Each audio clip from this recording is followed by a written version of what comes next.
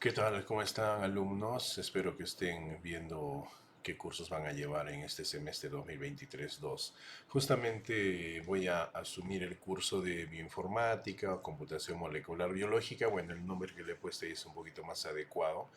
Y como hay varios que están en duda de qué trata el curso, voy a dar una explicación aproximadamente unos, creo que 20 minutos va a ser. Quería que sea menos, pero no he conseguido que sea más chiquito. Voy a hacerlo más breve entonces, ¿ya? Ahí tienen el QR de la presentación para que la descarguen. Espero que les funcione, ya me comentan, ¿no? Entonces vamos rápidamente al curso para no demorar. A ver. Ok, el curso se llama Bioinformática y de qué trata, ¿no? Vamos a ver acá. Justamente su objetivo base es, como dice ahí, conocer los principales problemas, métodos y aplicaciones de la bioinformática.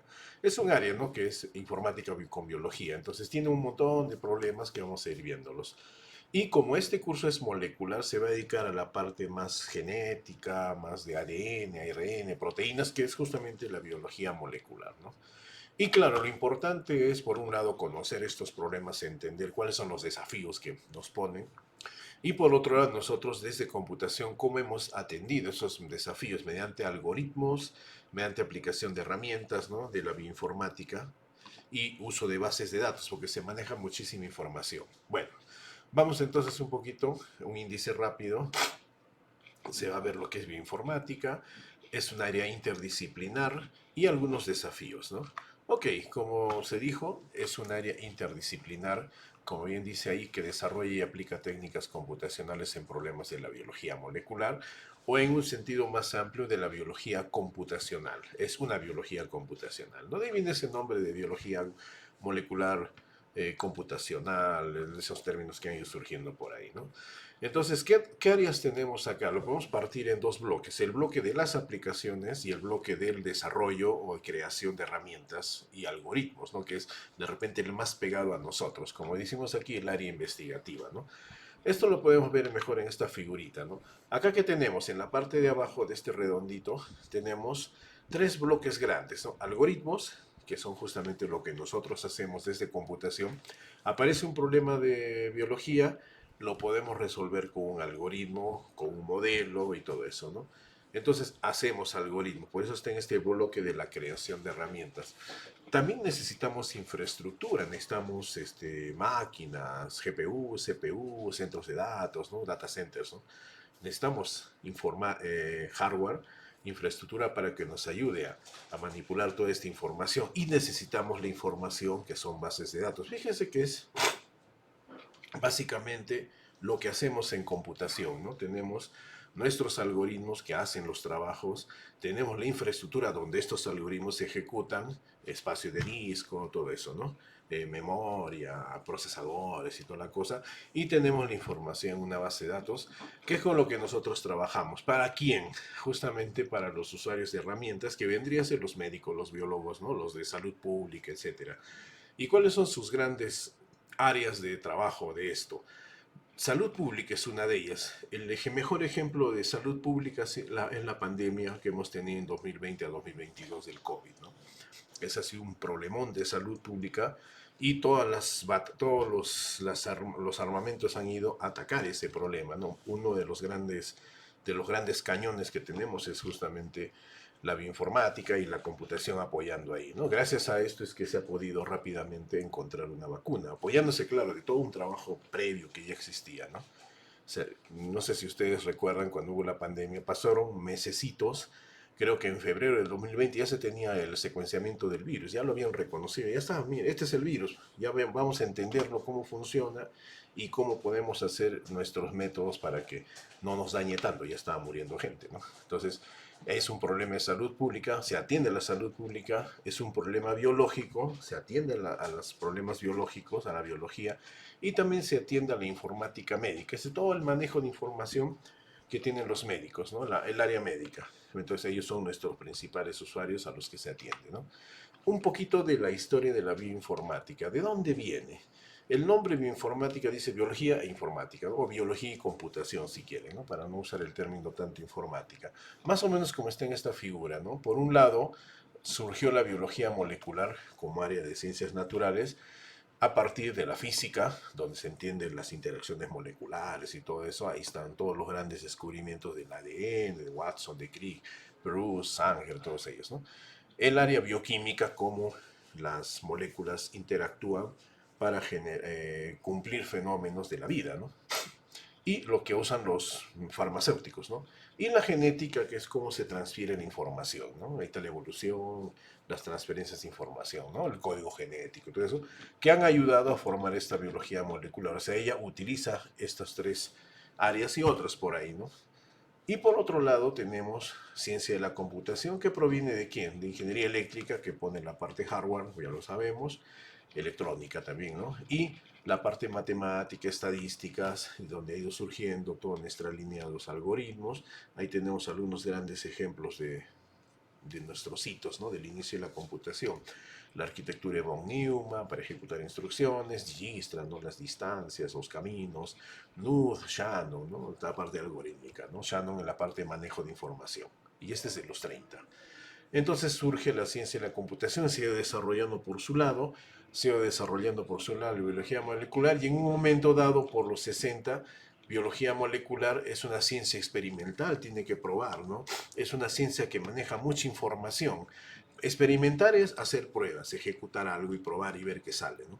Y manejar información es acceder a un conjunto de datos y tratar de procesarlos, ¿no? ¿Y quién es el que hace eso? Computación. Entonces, este es el hambriento y esta es la comida, ¿no? Entonces se juntaron el hambriento con la comida y comenzaron a funcionar, ¿no? Y salió la computación nos apoya y comenzamos a apoyar a problemas de biología, ¿no? Y surge la bioinformática que da un salto súper interesante en los conocimientos de los fenómenos de la vida, ¿no? Por eso esta área, más o menos por los 80, 90, 2000, 2020, 2000, ahora sigue recontra vigente, ¿no? La gran prueba de fuego que ha tenido ha sido la pandemia. Bueno, tenemos que ver un poco cómo funciona el ADN. Lo vamos a ver en el curso, acá lo pasamos, ¿no? El ADN hay que ver que es una molécula compuesta por nucleótidos, ¿no? Adenina, guanina, citosina, tiamina, ¿no? Que forman secuencias y esas secuencias son códigos genéticos que hay que entenderlos, ¿no? Bueno, eso por ahora. Y otra cosa, este ADN al formar secuencias maneja información y surge un problema. ¿Cómo esta información pasa de una célula a otra en forma horizontal, de una célula a una célula ya existente?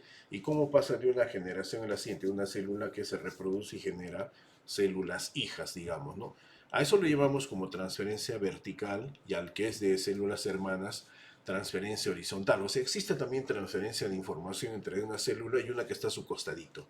Eso también hay que tomarlo en cuenta, ¿no? A veces no lo miramos mucho más, nos fijamos en el vertical, ¿no? La influencia de Mendel, quizás. Bueno, sigamos. Otro de nuestras grandes elementos son las proteínas. ¿Qué es una proteína? Es parecido, ¿no? A una secuencia de aminoácidos, perdón, de nucleótidos que genera el ADN, el ARN, ¿no?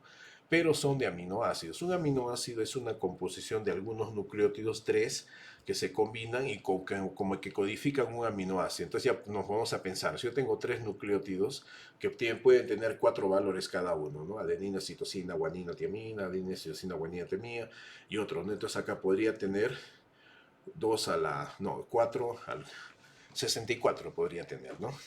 Entonces son 64 combinaciones diferentes, solo que no usas 64, solo usas 20, ¿no? 4 al cubo sería, ¿no? Entonces usas 20 nada más. O sea, hay algunas que son redundantes o no usan los tres, solo dos, ¿no? Es parte de la codificación. Pero como tienes 20 posibles aminoácidos, es como que tuvieras una secuencia o un string cuyo alfabeto son 20 letras, ¿no? Entonces comienzas a generar diversas combinaciones de esas 20 letras, cadenas grandazas, cadenas chiquitas, con diferentes letras, ¿no? Entonces tienes una abertura de posibilidades de combinación bastante grande, ¿no? Y esas justamente son las proteínas, por eso existen muchísimas que hacen diversas cosas, ¿no? Inclusive una misma proteína puede tener algunas variantes, pongamos el ejemplo de una hemoglobina, ¿no? La hemoglobina humana, por ejemplo, con la hemoglobina de un animal, de un perro, pues sí, tú ves, es muy parecida, pero no son compatibles porque ese es del perro y este es del humano, pero son parecidas. La de mí, por ejemplo, persona con alguien, un ancestro de la época de los incas, de los mayas o de los egipcios, también puede haber cambiado, ¿no? Es importante ver eso. Entonces, justamente, es más abierto, ¿no? Porque existen más posibilidades de combinatorias incluso que el ADN, ¿no? Y una de las cosas que surge con las proteínas es lo que llamamos proteómica, que se refiere a que yo tengo esa secuencia de proteínas, de cadenitas de aminoácidos, y esa secuencia no está por gusto.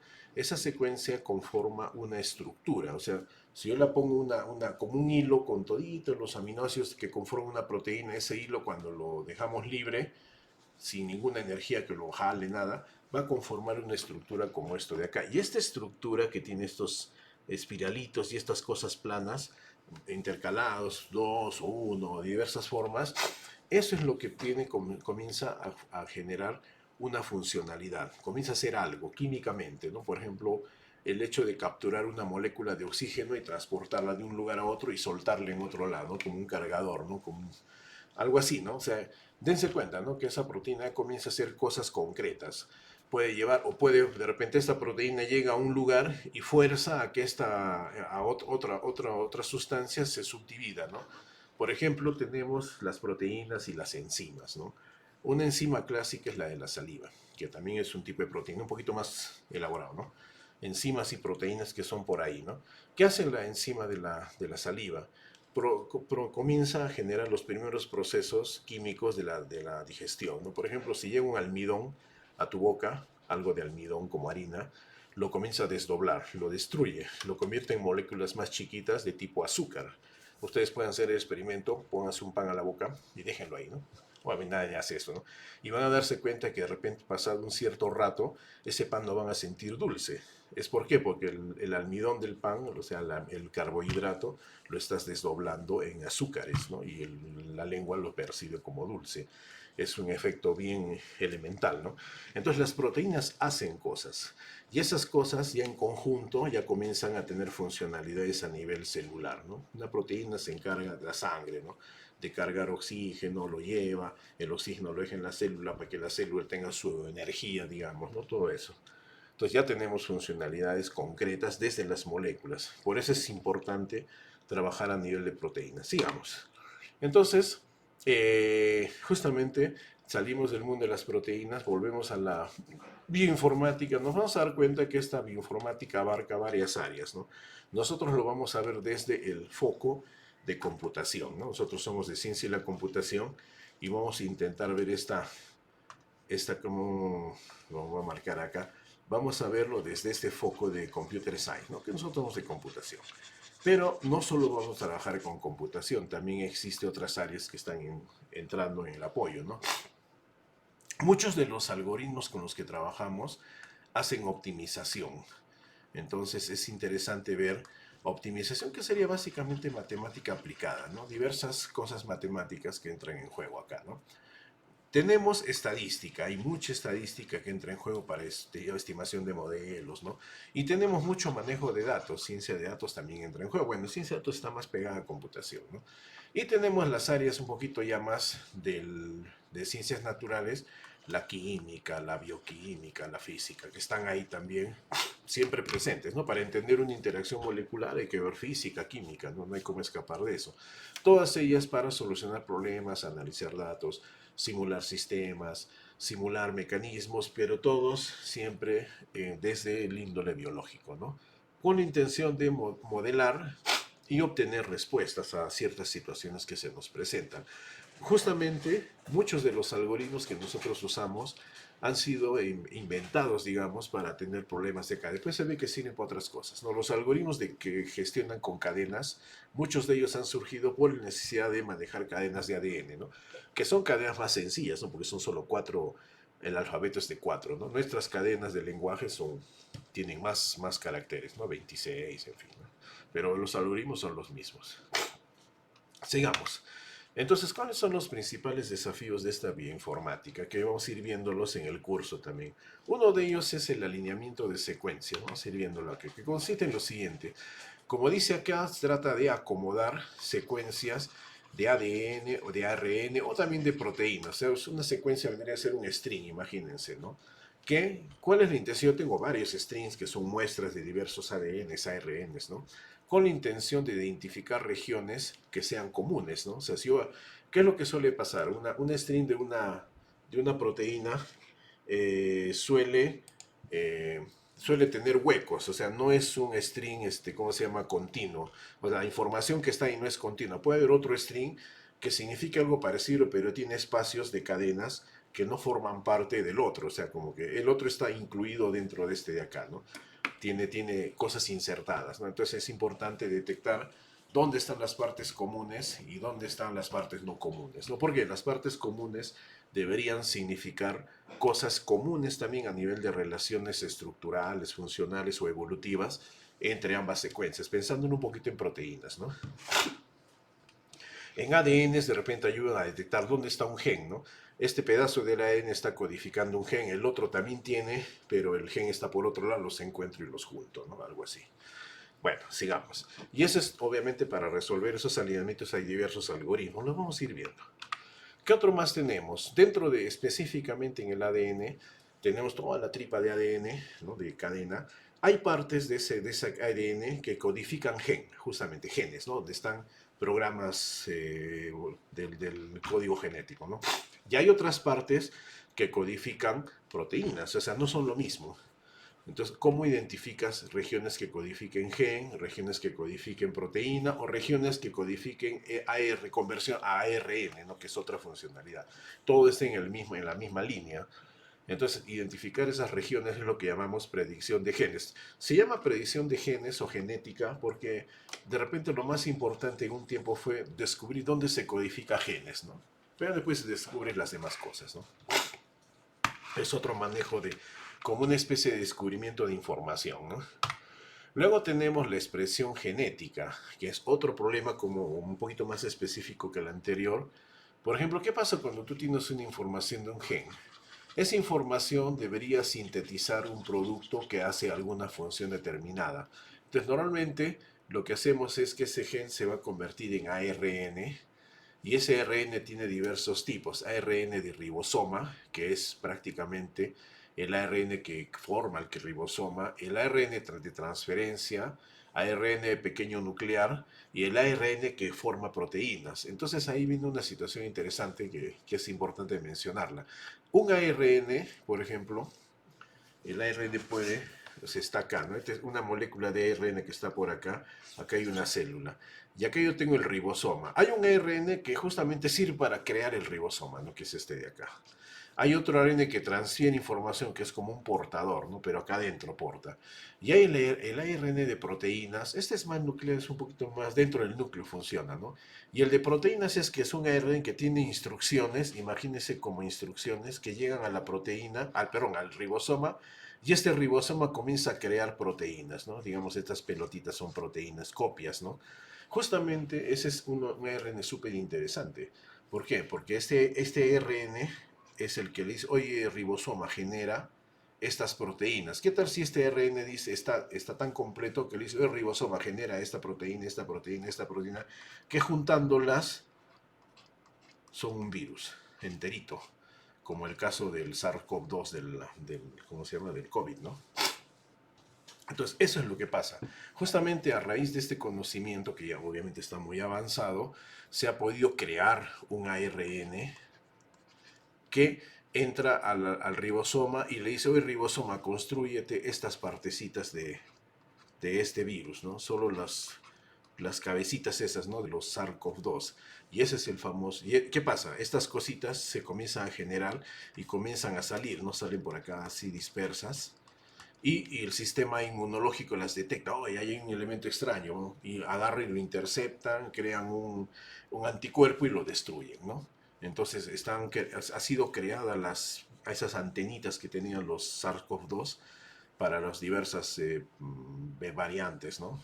Y el cuerpo aprendió a defenderse y luego cuando vino el virus verdadero, de frente le destruía estas cositas y esas cositas son las que contagian, ¿no? Y ya está. Y por eso es que hemos logrado tener vacuna ARN, ¿no? Que era novedosa, la hemos conocido por este conocimiento, justamente porque sabes detectar cómo es un gen que genera un ARN de proteínas, ¿no? Que tiene un comando para que alguien obedezca y genere una proteína. Ok, hay algunos procesos. Bueno, pasamos esto. Otro tema que es importante tomar en cuenta son los modelos evolutivos, cómo estas moléculas, proteínas, etcétera, etcétera, cambian en el tiempo, no son eternamente iguales, no pueden ir cambiando. Y hay fenómenos físicos, de radiaciones, etcétera, que hacen que cambien, ¿no? Y es importante modelar esos cambios y luego también entender cómo esos cambios impactan en la funcionalidad de esa molécula. De repente hay cambios y la molécula sigue funcionando igualito, ¿no? Ya no es igual a nivel de secuencia, pero de estructura capaz se mantiene y no pasó nada, ¿no? Nosotros, ¿cuántas mutaciones tendremos? Seguimos siendo humanos, ¿no? No hemos cambiado. Entonces es importante ver cómo ese modelo de cambio se puede dar. Para eso usamos esta especie de cadenas de Markov, básicamente. Y cómo después, a partir de esa información, pueden haber situaciones novedosas, ¿no? Relaciones de cambios, como dice aquí. Y luego, como consecuencia de eso, hay otro estudio que es un poquito desde otra óptica, que es la filogenia, que se refiere a estudiar las relaciones evolutivas entre diversos grupos de organismos, familias, o secuencias de proteínas, de nucleótidos. Es lo que hacía el biólogo cuando clasificaba, ¿no?, los animales por mamíferos, por aves. Miramos que estas aves se parecen mucho, son de una misma familia. Es filogenia, ¿no? Solo que el biólogo lo hacía hace muchos años con una clasificación viendo, ¿no? Tiene cuatro patas, tiene dos patas, tiene alas, etcétera, ¿no? Como un niño, ¿no? Y solo que ahora podemos hacerlo a nivel genético. En vez de mirar cuántas patas tiene el animal, le miras su código genético y comienzas a hacer la clasificación, ¿no? Y también a nivel de proteínas, como por ejemplo lo que mencioné hace un rato, ¿cómo sería la proteína hemoglobina de un egipcio hace 3000 años? Actualmente los mismos descendientes, los que viven allá en el Cairo, ¿no? No debe ser igual, debe haber cambiado por algún motivo. ¿Cómo es la proteína hemoglobina del hombre de acá que vive a 4000 de altura con el hombre que vive siempre en la llanura, ¿no? Puede haber algún cambio, ¿no? No necesariamente por genético, sino por adaptación también, ¿no? O sea, cuando uno se va a vivir a un lugar, de repente sufres al inicio, ¿no? Pero pasa un tiempito y ya estás adaptado, ¿no? Algo tu cuerpo ha cambiado para que se adapte a ese lugar, ¿no? Y eso también nos permite reconstruir los lazos evolutivos, o sea, hacer una reconstrucción, cómo en el tiempo ha ido cambiando y cómo se ha ido evolucionando los diversos seres, ¿no? Y también estimar en cuánto tiempo, si ves una relación evolutiva que se está dando, podría haber una divergencia entre organismos con un ancestro común, como el ejemplo de acá, ¿no? Este es un tronco donde están las aves, en algún momento están los ofidios, todos serpientes, todos ellos, ¿no? En otro tronquito están las tortugas, quelonios, y en otro cuerpito están los mamíferos, ¿no? ¿En qué momento estos se han diferenciado? En un momento había un ancestro común, ¿no? Por ejemplo, si retrocedemos 200 millones de años atrás, en la época de los dinosaurios, todos los animales eran o aves o dinosaurios, ¿no? O dinos, ¿no? Que ¿cuál de estos sería? ¿No? Estaría en el medio. Todavía no había mamíferos, ¿no? Después surgieron. Bueno, eso se estudia acá también, ¿no? Y por otro lado, ya casi acabando, tenemos como dijimos, las proteínas tienen estructura, ¿no? Y es importante también intentar estimar cuál sería la estructura de una proteína o de un ARN, puede ser proteína, puede ser ARN, a partir de su secuencia de aminoácidos, ¿no? En caso de ARN, de nucleótidos, ¿no? En el caso de proteína, de aminoácidos. Y ese problema se llama protein folding. Este problema capaz lo han oído en el año 2021 porque Google armaron ahí en, ¿qué se llama? La DeepMind, creo que es, ¿no?, la empresa la investigadora de Google, ¿no? Un laboratorio. Ellos lograron hacer un algoritmo que utilizaba aprendizaje, no, perdón, deep learning para hacer este protein folding y ellos dijeron que habían resuelto muchos problemas, ¿no? Podemos verlo de repente, tiene un par de años, ¿no? Entonces, ese es un problema que también se trabaja mucho. ¿Cuál es la importancia? Si yo tengo una proteína, pensemos acá, esta es una cadena de aminoácidos que está estirada, digamos, ¿no? Pero si tú la sueltas, eso se va a plegar así como una especie de un alambre que se dobla, pero siempre de la misma forma porque busca su forma de organizarse donde pierda la menor energía. Es un tema de estabilidad, ¿no? Entonces, cuando eso se dobla, genera estas...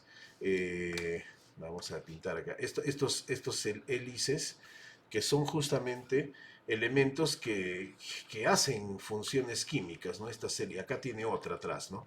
Ahora, esas hélices hacen funciones químicas definidas y va a depender si están en los ángulos. Por ejemplo, si yo le quito un aminoácido por acá y le pongo otro, de repente esta hélice cambia y se vuelve así. De repente simplemente se vuelve así, apunta por otro lado. Ya ese movimiento que ha habido aquí, eso puede hacer que esa proteína ya deje de hacer una cosa y haga otra. Entonces, ese es justamente un área súper interesante. ¿Por qué? Porque nos permite estimar qué ocurriría si yo tengo una proteína. O sea, podría tener en un modelo, vamos a poner una secuencia de aminoácidos esta, ¿no?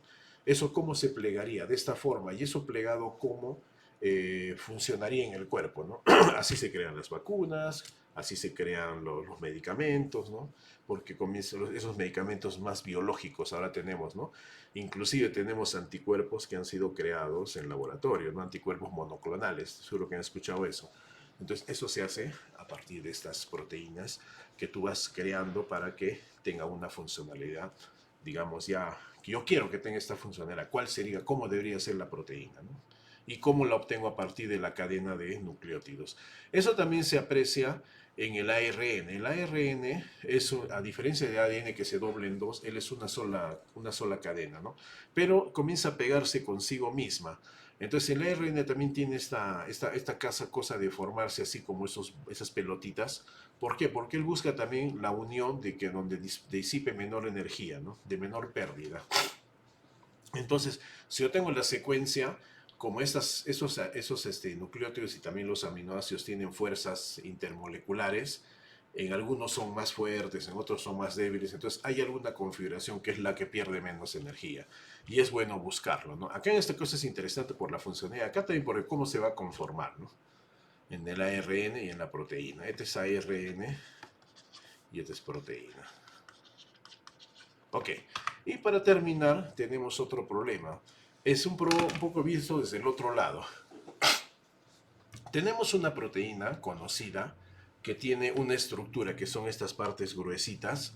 Es su estructura que ya es conocida. Y esa estructura tiene una funcionalidad, ¿no? Una función determinada. Ahora, ¿qué pasa? Yo podría extraer esta estructura y tenerla como un template, digamos, ¿no? Entonces, ¿qué es lo que ocurre? Hay muchas veces que las proteínas también eh, no surgen de la misma forma, pero tienen la misma estructura. O sea, esta, por ejemplo, tiene estas uniones de esta forma, ¿no? En azul. Y esta otra tiene la misma estructura, pero las uniones son un poco distintas.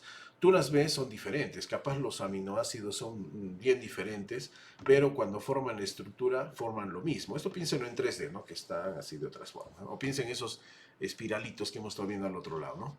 Entonces, al tener la misma estructura, deberían tener funciones parecidas. Entonces, esta proteína es muy parecida en función a esta, pero si yo la miro a nivel de molécula, son distintas. Ambas son, por ejemplo, hemoglobinas, pues son diferentes, pero ambas son rojas, ambas todo eso, ¿no? Entonces, ¿por qué, no? Es porque hay una estructura común. Entonces es importante encontrar esas estructuras de proteína análogas. ¿Por qué? Porque son lo mismo, pero la proteína es diferente, que son con estructuras conocidas. Esas analogías se dan por razones biológicas, por funcionamiento básicamente, ¿no?